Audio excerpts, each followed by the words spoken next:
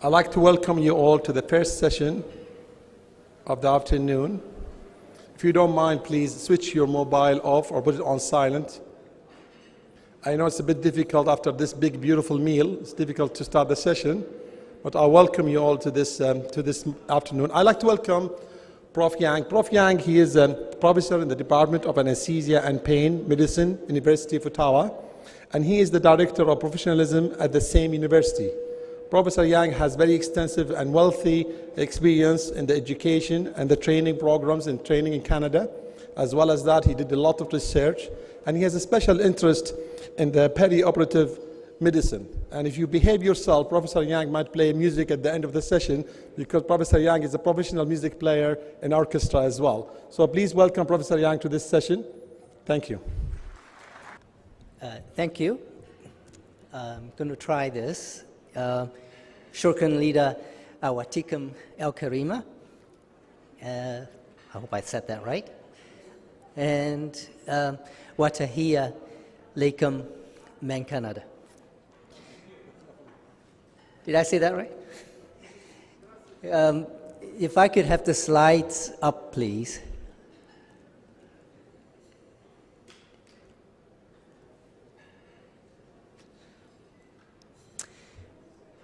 While they're getting those slides up, I will start talking about, my topic is about preoperative cardiac optimization.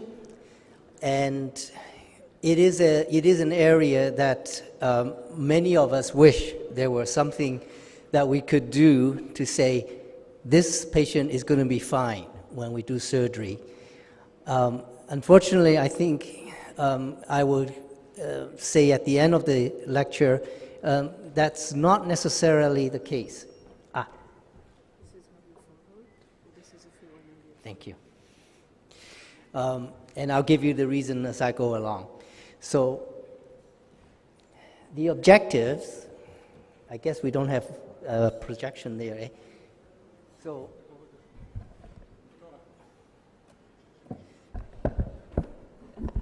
as I'm getting older, I can't see on the side. So the first thing that we would talk about is what is the state of preoperative screening as we know right now, and we'll try and understand the context of preoperative screening. We also will talk about the understanding of the pathogenesis of preoperative myocardial ischemia infarct.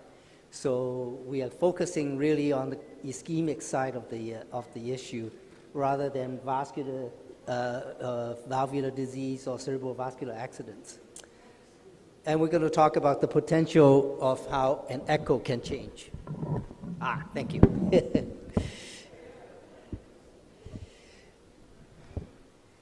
Excellent.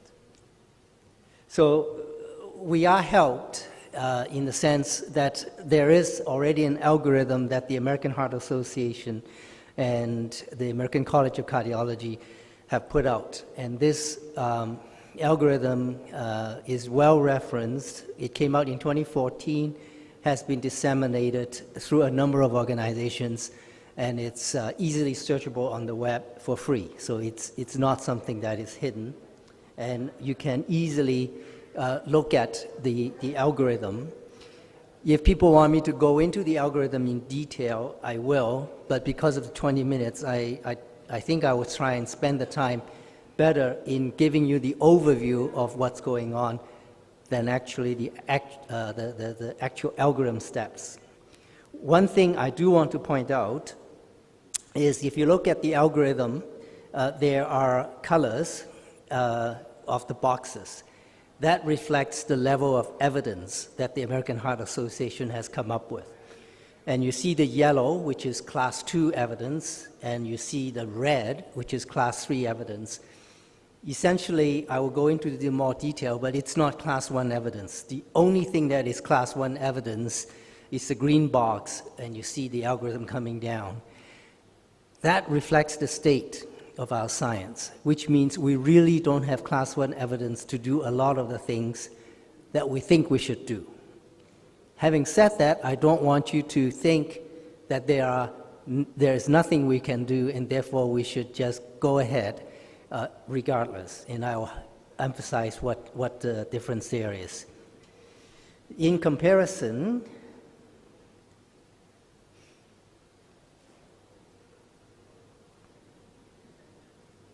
there we go.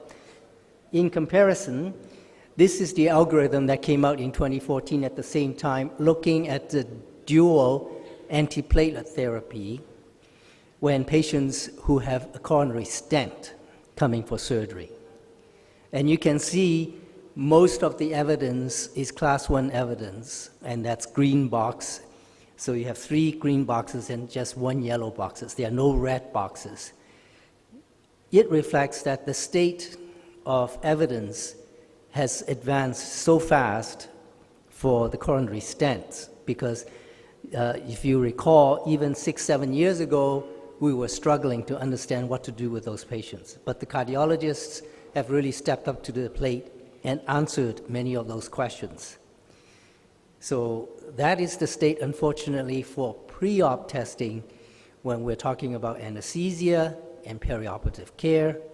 But when we're talking about coronary stents, we actually have very good evidence. I'm not going to go into this algorithm for sure, because I understand the next talk is on that. The first thing that we have to talk about is optimization. When we say optimization, it really infers 3 things: that we have a test that we can do, and from that test we can identify what the problem is, what the pathology is, and from there we can do something about it. That's what optimization is. Unfortunately, the evidence is not very good in how much we can optimize. This is a graph looking at mortality, and if you see the 3 lines, the bottom line is the mortality between 2000 to 2008, and it's a vascular group of patients that they've been working on, and the top line is looking at how much beta blockers those patients received.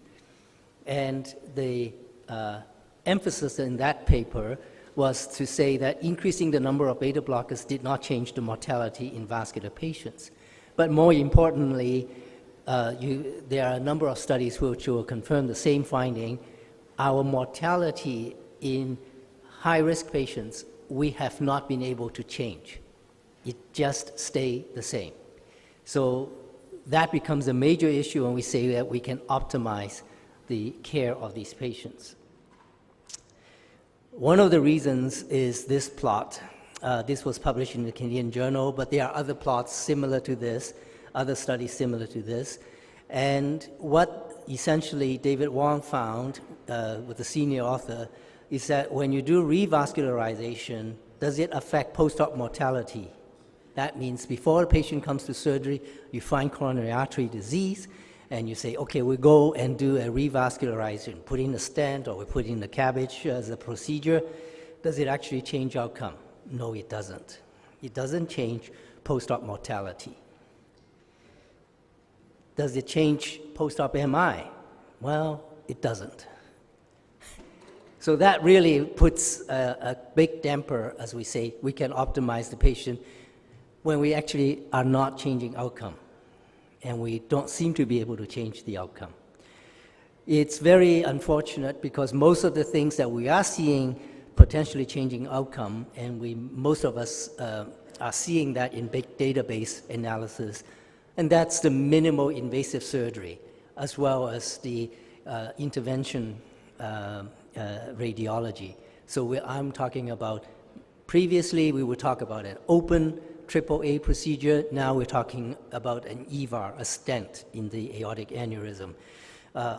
Previously we would talk about a laparotomy for a bioresection. Now we're talking about a minimal invasive surgery with laparoscopy and incisions about this big.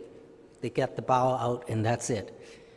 That actually evidence is stronger and stronger to show that it reduces mortality and immediate 30-day mortality and morbidity. Not what we've been trying to do, unfortunately.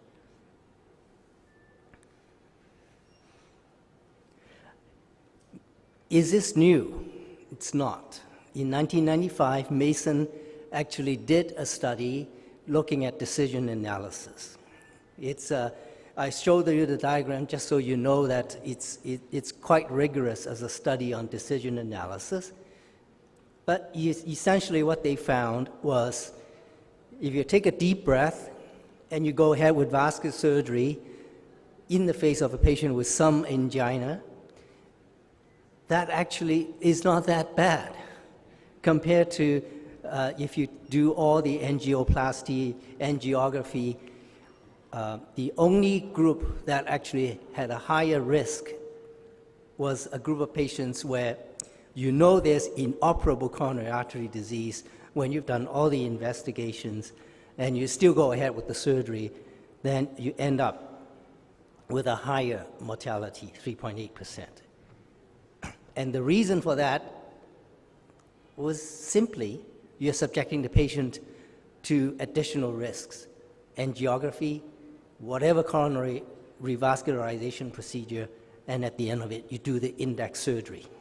So you're subjecting the patient to 3 risks as opposed to just take a deep breath and do the surgery. That was 1995. So it's sad that we haven't really come that far in how we can optimize. Oops, I think I might have jumped.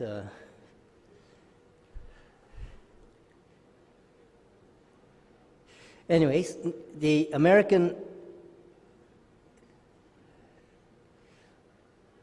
okay, now the only new piece of evidence that has come up, and I apologize, I seem to have trouble controlling the slides.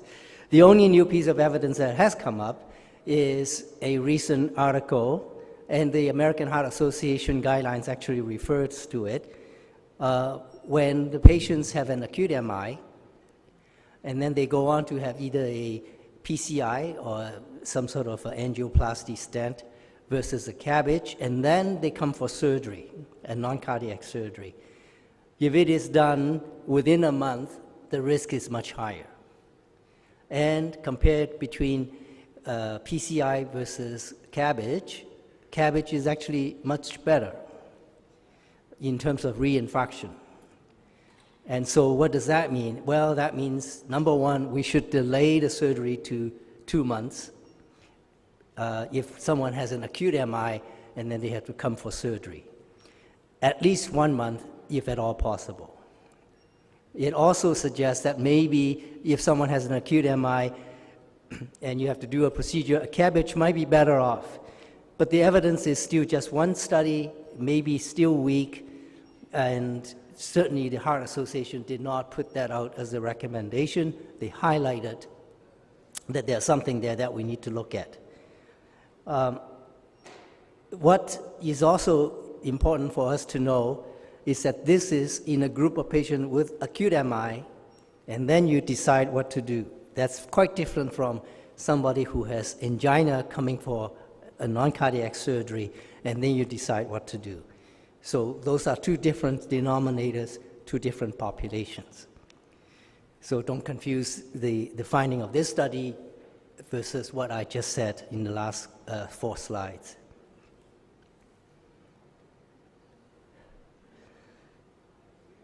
So, what the Heart Association has done is to classify the level of evidence. And class 1 is randomized control trial. Class 2 is number of studies. Some are for, some are against. 2A is in favor. 2B is maybe not so in favor. 3 is definitely it may do harm. And the level of evidence is also classified into A, B, and C. And A is definitely, it's broad spectrum, number of randomized control trials. Level B is, it's a very narrow population, maybe one single population, colorectal surgery or vascular surgery, and it's not necessarily generalizable to all the different populations. And this is how they look at the evidence. And if you recall the first slide I showed you, For pre-op testing and screening, there was no green box except for one, and all the other ones were yellow, as well as one red, which means very little evidence for class 1. And the class 1, if you look at it closely, is if you find some disease, coronary artery disease, in the pre-op testing for a non-cardiac surgery, what you should do is to determine if the patient's coronary artery disease status warrants any revascularization. If not, you proceed with surgery. If you see triple vessel disease, if you see LV dysfunction, the usual indication for coronary artery intervention, then you would proceed with the coronary artery intervention. If you actually think back in your population, I don't know your practice obviously, but in my practice, the category that actually anyone... The outline of this short talk is going to be basically concentrating on the magnitude of the problem, the impact of the problem on our patient and practice, and guideline approaches toward the determination of the thrombotic and bleeding risk, definition of the urgency level of the procedure or the non-cardiac surgeries, timing of the non-cardiac surgery, and double antiplatelet therapy care. Perioperatively, is there any bridging therapy options available for us, for the anesthetist, for the surgeon, for the cardiologist, and final recommendation. Now, between 5 to 15% of our patients with coronary stents will undergo some sort of a non-cardiac surgery in the first 12 to 24 months after stent implantation. The majority of the majority of the non-cardiac procedures are major in the first 12 months. So it's a big problem. It's not really a minor problem. Now, we know from different studies that perioperative risk for acute coronary syndromes is highest in stented patients as compared to plain old balloon angioplasty. So that tells you clearly that the presence of a coronary stent is a problem by itself. It's a solution. It solved a lot of problems for the cardiologist, but it also created more problems for the surgeon and the intensivist and the anesthesiologist in the post-operative care and the perioperative care for patients who are going for non-cardiac procedures. The thrombotic risk is highest in the first 4 to 6 weeks after stent implantation. This goes on for both bare metal stents as well as drug-eluting stents. Now, there are established, well-known clinical and angiographic risk for stent thrombosis that we'll go over briefly. Now, even after 12 to 24 months of double antiplatelet therapy in DES population, there is still up to 3 to 3.5% risk of stent thrombosis perioperatively if we discontinue one of the antiplatelets or both of them for a non-cardiac procedure, and up to 20% of patients who are subjected to this very late stent thrombosis can die or may die. So it's a real big problem, and we had from our practice very, very common examples that we can go over later on. Now, if we want to stratify our thrombotic risk and define who's at low risk and who's at intermediate risk and who's at high risk, patients who are going for non-cardiac surgeries who underwent coronary stents, they are labeled as low risk if at least 6 months has lapsed after the PCI with bare metal stent, so you can interrupt the Plavix or the ticagrelor or the prasugrel. 12 months at least after drug-eluting stents. They're labeled as intermediate risk if the period for bare metal stent is between 1 and 6 months, 6 to 12 months for drug-eluting stents, and at least 12 months for complex PCI. And mind this, most of our patients have complex PCIs, and those are PCIs on left mains, bifurcation lesions, long lesions, overlapping stents, the only remaining vessel, and small caliber vessels in the setting of diabetic patients. Some clinical features that indicate higher risk of stent thrombosis are patients who had PCI in the setting of acute coronary syndrome as compared to stable coronary artery disease, patients who are diabetic, chronic renal failure patients, patients with congestive heart failure, and low ejection fraction of less than 35%. Those are patients who are at a higher risk for stent thrombosis if you interrupt their dual antiplatelet therapy perioperatively and definitely prematurely.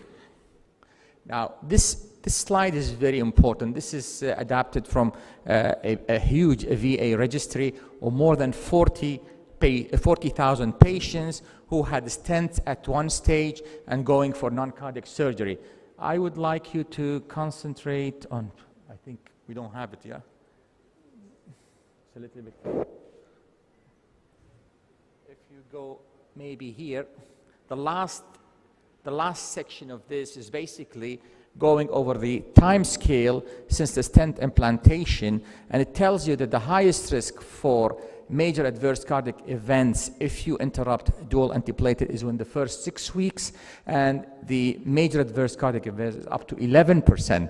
The second important thing, which this slide tells us, that even after 12 to 24 months of dual antiplatelets, you are not immune. You still have 3.5% risk of having major adverse cardiac events, and that includes, as Dr. Yang explained, cardiac death, MIs, heart failures, and so forth. So basically, completing the 12 months of dual antiplatelet does not protect you, and some of us know that very well. And so you have to be very careful with these patients. Now, the other part of this is that how to stratify our hemorrhagic risk for surgery, non-cardiac surgeries. There are so many ways of doing this. This is one of the ways that I find it more comfortable, because I believe with the newer surgical, non-cardiac surgical techniques, I don't think much of this is applicable anymore because of the minimally invasive surgical techniques that's basically being utilized nowadays. With this slide, you can have low, intermediate, and high, and this is basically based on the need for blood transfusion. If you don't have any blood transfusion need, this is a low risk hemorrhagic risk, and these usually are minor procedures, minor orthopedic procedures, minor ENT, biopsies, endoscopies, dental extraction. And I would give you an example of a disaster which was about to happen a few days ago, of one of my patients who had a left main LAD CERC stent 4.5 months ago after ACS, and he was going for a lymph node fine needle biopsy. And I don't know whether the anesthesia or the surgeon told him that you have to stop 7 days, both aspirin and the Plavix or the clopidogrel. It would have been a nightmare for whoever is taking care of this patient in the ICU. And the intermediate hemorrhagic risks are basically the majority of our patients, including cardiac surgery. Cardiac surgery is not a very high risk hemorrhagic risk. And we have one of our senior cardiac surgeons in Kuwait here in the area, in the region, and basically they do a lot of open heart surgeries and valve surgeries on both dual antiplatelet, be it ticagrelor or clopidogrel plus the aspirin, with reasonable bleeding risk. And the high hemorrhagic risks are those basically who are in a closed space, like the brain, the spinal surgeries, as well as the posterior chamber of the eye. Now, definition of timing of surgery is very important. Is it an emergency, urgent, time-sensitive, or elective? Elective is very easy. You can postpone it as much as possible, at least 1 year. Emergency, patient has to be in the OT as soon as possible within the next 6 hours. Otherwise, he's either going to lose his life or he's going to lose a limb, and anything else is in the middle. Now, we come to the timing of elective non-cardiac surgery in patients who had prior percutaneous coronary intervention. As we said, it is important to give the patient the minimal acceptable period, and these are elective procedures. So if the patient undergoes or underwent a only plain old balloon angioplasty without the utilization of stents, you have to wait at least 14 days prior to any non-cardiac surgeries. And for patient who's gonna go non-cardiac surgery and had a bare metal stent, he has to wait a minimum of 30 days. And patients with drug-eluting stents has to wait at least 1 year. And this can be cut down up to 6 months in selective population of patients who are waiting for the non-cardiac surgeries. More than 6 months carries more harm than the risk of stent thrombosis, especially if the drug-eluting stent was placed in non-acute coronary syndrome status. The same thing goes with the urgent or emergent coronary surgeries, patients who are going for emergency non-cardiac procedures who had the coronary stents placed within the last 4 to 6 weeks. Normally speaking, they should continue their dual antiplatelet therapy, both the P2Y12 receptor inhibitors plus the aspirin. If the bleeding risk is high, then the aspirin is advised to be continued. The other agent can be stopped, of course, with a consensus that there may be a problem, and these types of patients should be taken care of in a facility where you have a cath lab, because if a stent thrombosis happens, you have no time. You either have to go to the cath lab or let the patient basically suffer from a possible fatality. This is the algorithm that Dr. Yang went through. I'm not going to go over this. Now, why do we get into trouble? This is very important. We get into trouble because we request a lot of unnecessary non-invasive testing prior to non-cardiac surgeries and procedures. Lots of our patients, I would say majority of our patients, if you can determine their functional capacity according to guidelines, as per guidelines, do not need further non-invasive testing, including stress tests. What happens in our practice that we see patients showing or coming to the clinic, to the cardiology clinic with a stress myoview showing a small, moderate, multiple small areas of ischemia referred by the anesthesia for cardiac evaluation and coronary intervention. It's not going to make any difference if the patient has a normal functional capacity with excellent functional capacity. We're not talking about low risk procedures. We're talking about intermediate and higher risk procedures. If your functional capacity is good, you do not need to do a non-invasive stress testing to see whether he has a cardiac problem or not. We know from the literature that it's not going to change your mortality, it's not going to change your MI rate if the patient is well treated and stable. So there is no indication. This is what gets us into trouble, and this is what gets us in the trouble of dealing dual antiplatelet therapy management perioperatively in non-cardiac surgery. And this is the most important message I would like to convey as a cardiologist and as an interventional cardiologist, that we do not need to do an unnecessary non-invasive testing on patients who are functional and active and asymptomatic. Thank you very much. 2 minutes only? Okay, fine. I just wanted to, I have many slides. So I'm going to just show you that this problem is I can't see here. Okay, it's a class 3, no benefit, or there is harm.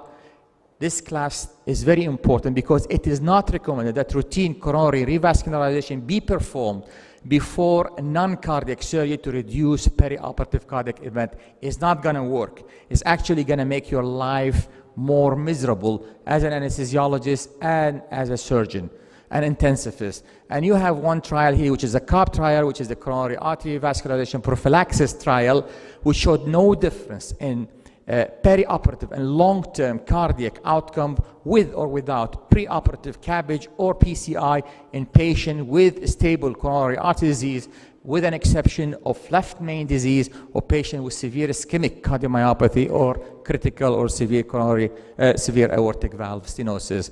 And this, just to continue, just 5 seconds, again, in patients who needs urgent non-cardiac surgery, and you have one of the cases where you need to revascularize the patient, either having a left main or an acute coronary syndrome with severe triple vessel disease, having or to consider CABG combined with non-cardiac surgery is probably preferable than doing or putting a stent if you cannot delay your non-cardiac procedure.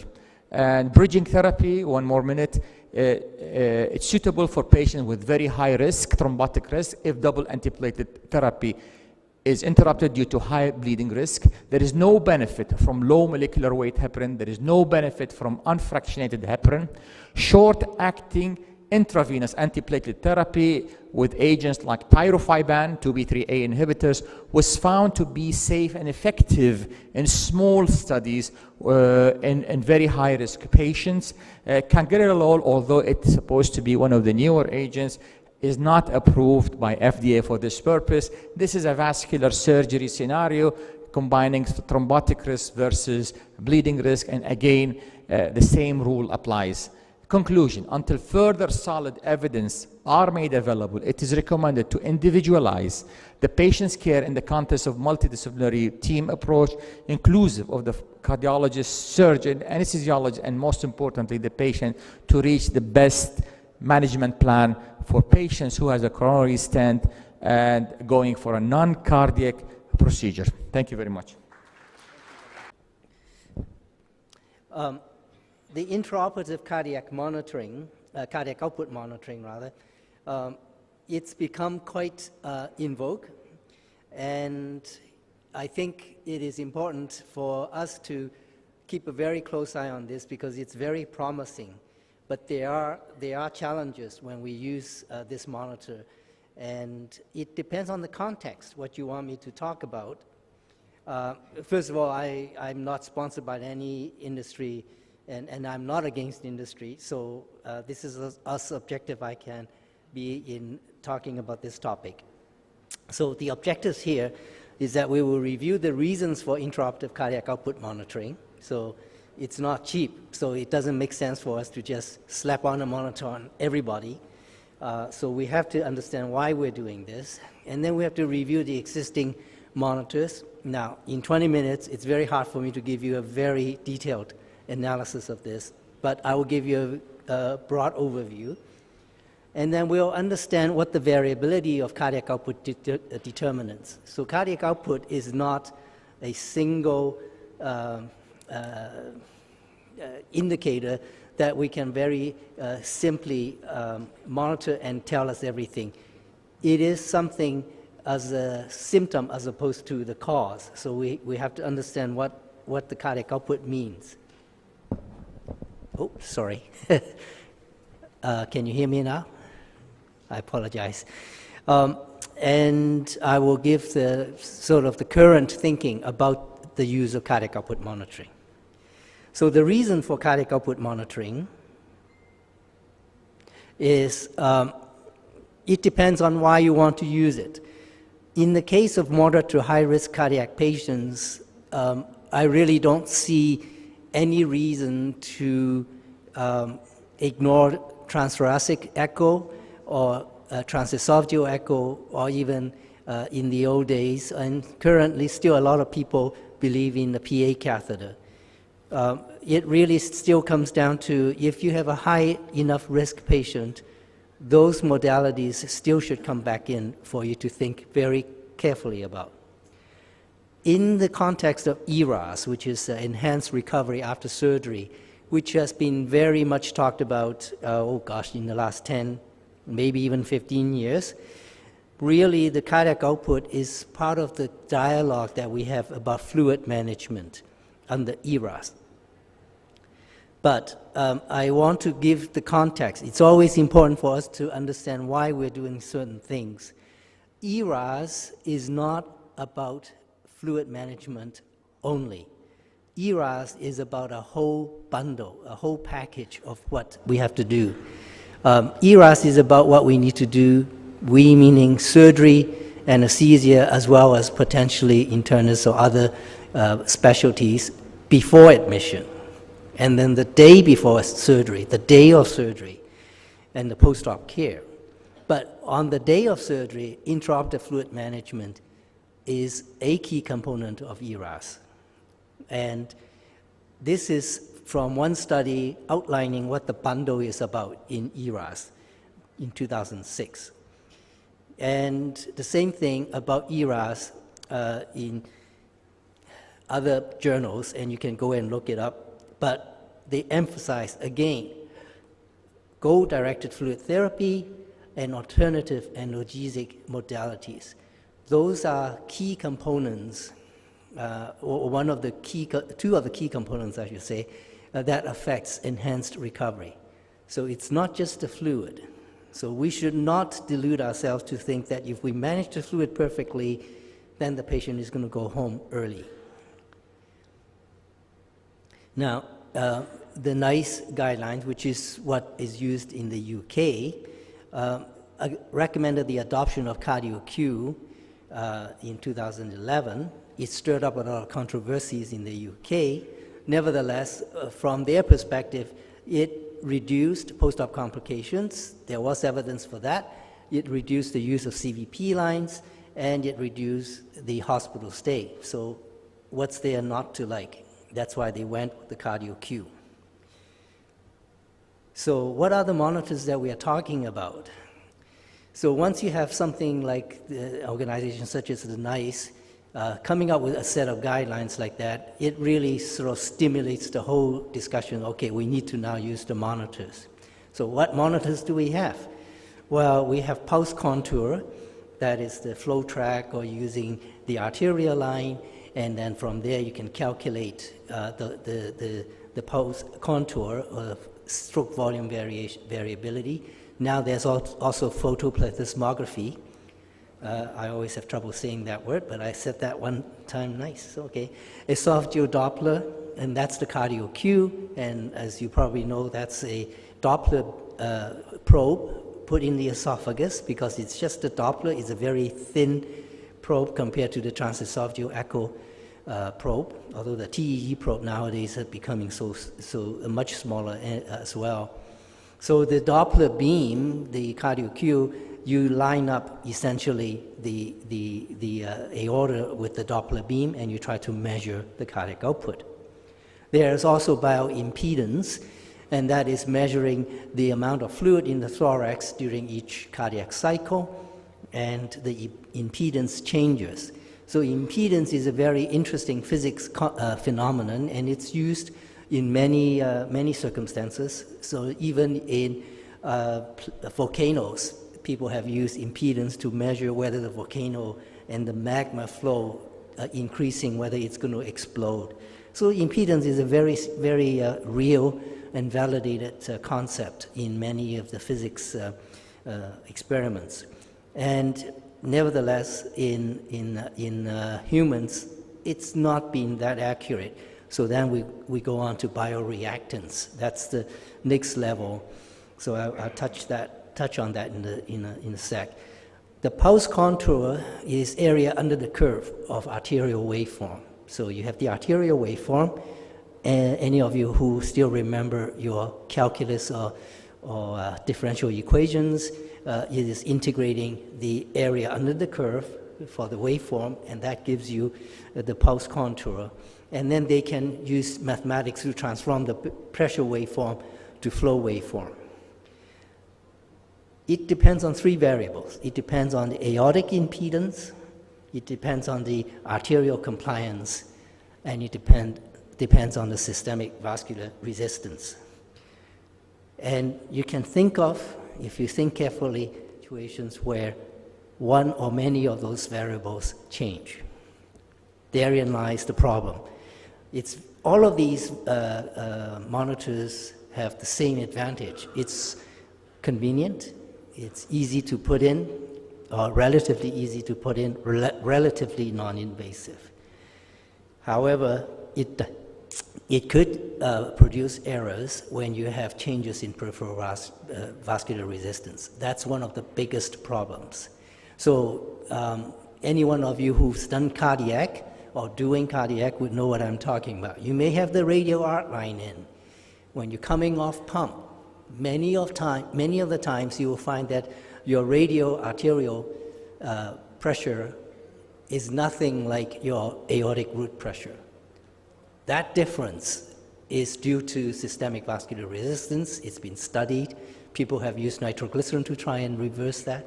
Whatever the reason is, when you don't know what the cause is, and you are in non-cardiac surgery, you don't have the aortic root line, now you're guessing as to what you're seeing, is that real or not?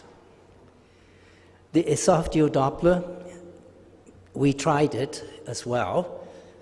I have to admit, when we first tried it, we tried it in a thoracic case. That was kind of foolish, because as soon as the surgeon changed the position of the patient in thoracotomy, all our Doppler measurements were right off, because the position of the aorta to the Doppler beam and the thorax completely changed.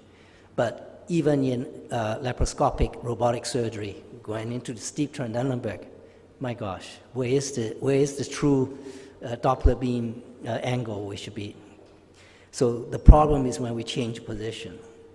And we also have situations where aortic diameter changes during surgery. And that's partly due to the compliance in the aorta changes.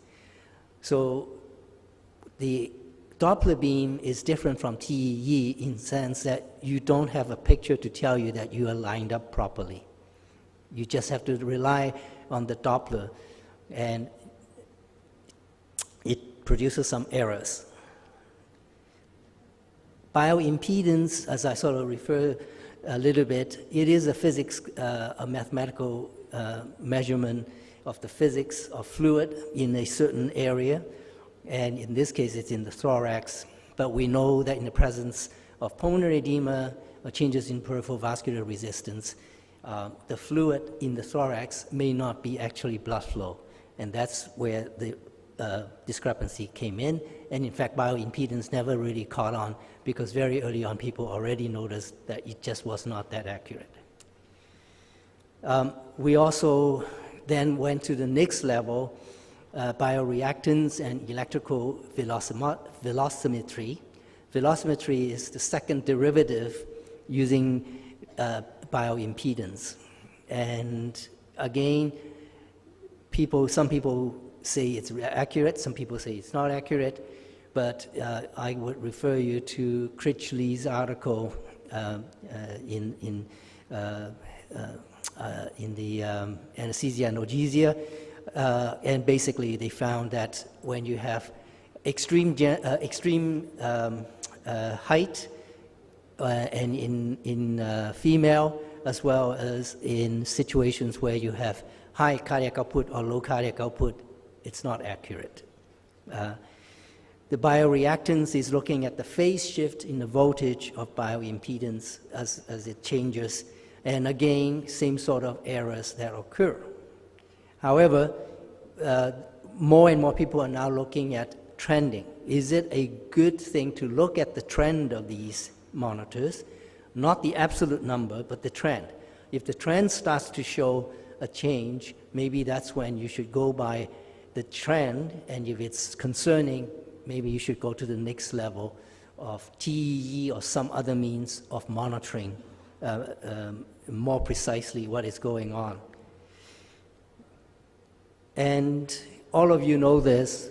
I just very briefly remind you, when we talk about volume, we're only talking about the preload.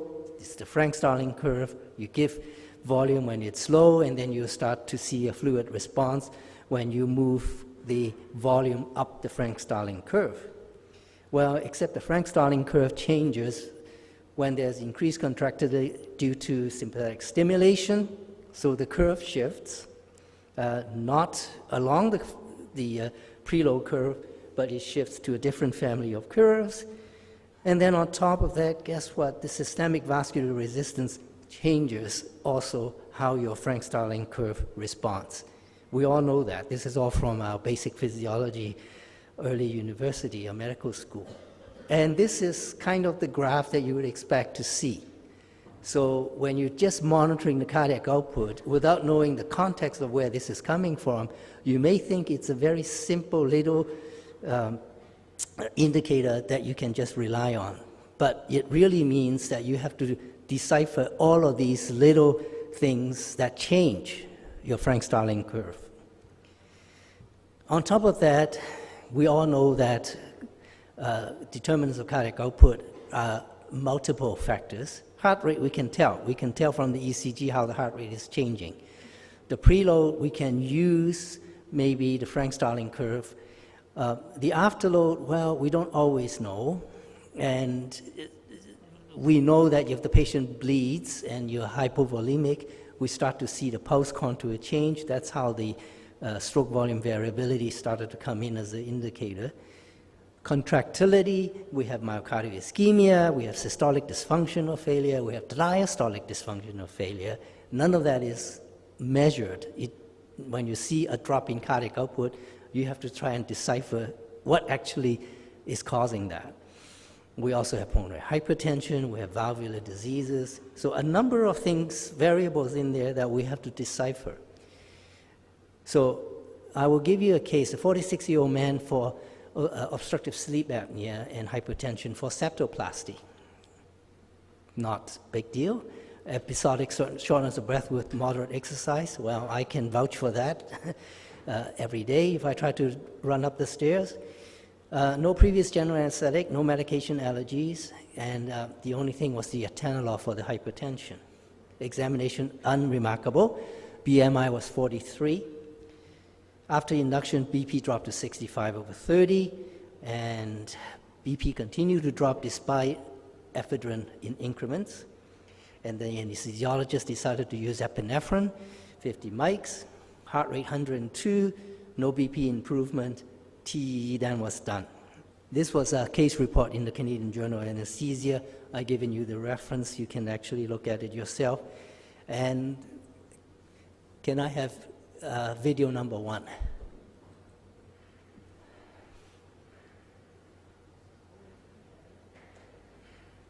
So I'm going to shout. If you look very carefully, there's a lump. In the LV septum, there's a lump right there. And can I have video number 2?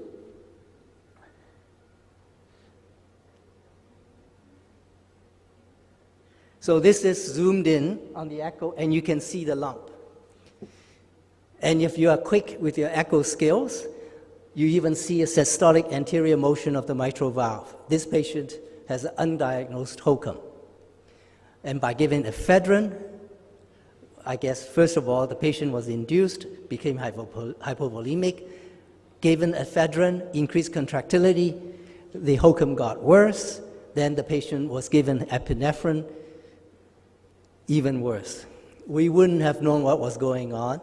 Fortunately, it wasn't my case, believe me. But the anesthesiology was really sweating because the patient was crashing. And we couldn't diagnose what was going on until the TEG was put in. Completely undiagnosed pre-op. Thank you. I'll go back to the slides. You can stop the video. Thank you. So really what we're talking about is in perioperative fluid management, there are a lot of principles starting to come out, and they are really very good principles. When I was a resident, even when I was a staff consultant, oliguria intraoperatively was something you treat. You really try to load the volume. Well, now it's not in favor anymore. When we see stroke volume variation about 13% right after induction, well, it may not be hypovolemia, and I just showed you, in fact, in the case, it was HOCM.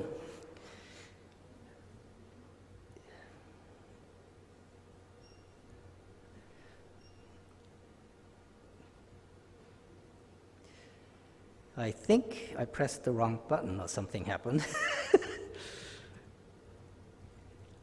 That's okay. So now we have a more balanced approach, and it is important to remember that NICE guidelines actually did have some qualifications. It said that in moderate to high-risk patients, when you are in fact looking at putting in a central line, that's when you should be using continuous cardiac output. It does not say that every patient you should be monitoring cardiac output. And this was a nice little article by Timothy Miller. He also put an article in Perioperative Medicine. Both of these articles, if you are looking at fluid management, I think it gives a reasonable summation of where our current state of understanding is. And essentially, in the left lower corner, it says low-risk patient, You just use your clinical management. And a lot of people would say that this is the zero balance fluid management situation, meaning you don't use a formula and say that this patient must get so much volume for third space loss. You see what is lost, you see what is sucked out, you replace that. That's it. That's your zero fluid balance. And then if you have higher risk in terms of surgery or higher risk in terms of the patient, then you start to use the goal-directed fluid therapy. And in that case, the goal-directed fluid therapy is not to drive the oxygen delivery content, which is the goal-directed therapy, another term that was used in ICU or that is used in ICU. This goal-directed fluid therapy is just to see how much of a response in the presence of hypotension can you get with fluid loading, and you can measure that potentially clinically or using cardiac output monitors such as the stroke volume variability, which is the pulse contour monitor. And then in very high risk, both in terms of surgery and the patient, then you would definitely use ghost-directed therapy, and I would actually add to that, that's where you probably should be looking at a TEE or transthoracic echo if it's under regional anesthesia. So in essence, we are talking about a risk stratified approach to fluid management. One size does not fit all, and guess what?